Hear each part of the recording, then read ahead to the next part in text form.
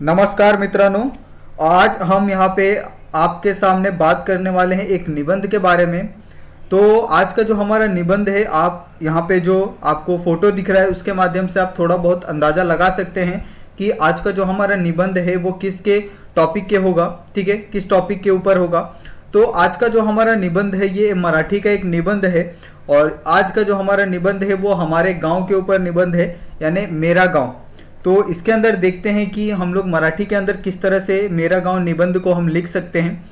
तो सबसे पहले आपको अपने गांव के बारे में समझना होगा कि जो गांव होता है, गांव म्हणजे हिरवळ, पक्ष्यांची किलबिलाट, पाण्याची आवाज आणि अद्भुत निसर्ग सौंदर्य, शहरातील धावपळीची जीवनापेक्षा गावातील शांत जीवन कधीही चांगलेच असते। जास्त करून लोकांचा जन्म खेड्या गावातच झालेले असतो।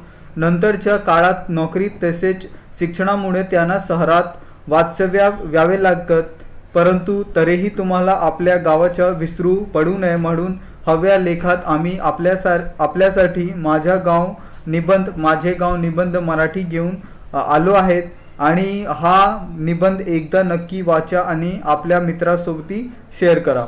तो ये जो निबंध है आपको समझ गया होगा कि इसके अंदर जो राइटर है वो क्या कहना चाहते हैं, और ये जो निबंध है वो सबसे पहला तो आपके गांव के ऊपर है। तो बहुत से जो लोग हैं अभी शहरों में आके बस जाते हैं, लेकिन अगर वो लोग पहले कहाँ पे जन्मे होते हैं, गांव में ही रहे होते हैं, वहीं पे उनका जन्म हुआ रहता है, तो गांव की सुंदरता के बारे में यहाँ पे वर्णन किया गया है। पानी की आवाज़ की उसको वर्णन किया गया है। जो पक्षियों की किलबिलाहट होती है उसको वर्णन किया गया है। और ये सब छोड़कर जो लोग हैं वो क्या करते हैं, गाँव से शहरों की तरफ चले आते हैं। तो इसके बारे में बताते हुए जो यहाँ पे कहा गया है कि कभी भी अपने गांव को नहीं भूलना चाहिए। आप शहर में कितना भी व्यवसाय को लेकर, कितना भी नौकरी को लेकर अगर आप आते हैं, शहरों में अगर आप पैसा कमाते हो, लेकिन जिस तरह से गांव में आपको सुख है, सुविधा है, जिस तरह से आपको गांव में शांति है, उस तरह से आपको शहरों में वो चीज़ देखने को नहीं मिलती है। भले ही शहरों में आप 10 पैसा ज़्यादा कमा लो, लेकिन आपको जो शांति है, सुख है, वो आपको गाँव में ही मिल सकता है। तो आज का टॉपिक आपको समझ गया। तो यहाँ पे आज का जो निबंध है वो आपको यहाँ पे आप देख सकते हैं। ठीक है, यहाँ पे जो पूरा निबंध है वो गांव के ऊपर है, और ये जो निबंध है वो मराठी के अंदर है। ठीक है, तो ये हमारा मराठी के अंदर जो निबंध है ये आपको 10th क्लास के जो बच्चे होते हैं, 9th क्लास के बच्चे होते हैं, 8th 7th के बच्चे होते हैं, या फिर आप कहें तो जो बच्चे महाराष्ट्र में है, अगर वो महाराष्ट्र से अगर मराठी मीडियम से वो अपना 11th और 12th करते हैं, तो उनके लिए भी ऐसे सब जो टॉपिक्स है वो आपको एग्ज़ाम में पूछे जाते हैं। तो ये बहुत अच्छा एक टॉपिक है कि आप अपने गांव के ऊपर आप लिखो, क्योंकि कभी कभी क्या होता है कि कभी आपको ऐसे प्लेस के बारे में पूछ देते हैं कि आपका फेवरेट प्लेस क्या है। ठीक है, तो आप किसे अपना पसंदीदा जगह मानते हो, जहां आप जिसके बारे में आप वर्णन कर सकते हो। तो आपका सबसे पसंदीदा जो जगह होना चाहिए वो आपका गांव होना चाहिए। बाकी सब जगह सिर्फ घूमने के लिए होती है, लेकिन आपके पसंद की जो जगह होती है वो आपका गांव होता है, आपका घर होता है।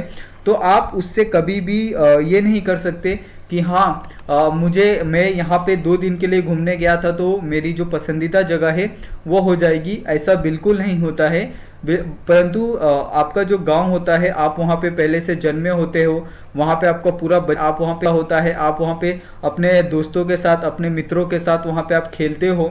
ठीक है, तो इसके लिए अगर आपको ऐसा सब निबंध आता है तो ऐसा ये जो टॉपिक है वो आपके लिए बहुत अच्छा टॉपिक है कि आप अपने गाँव के ऊपर लिख सकते हो।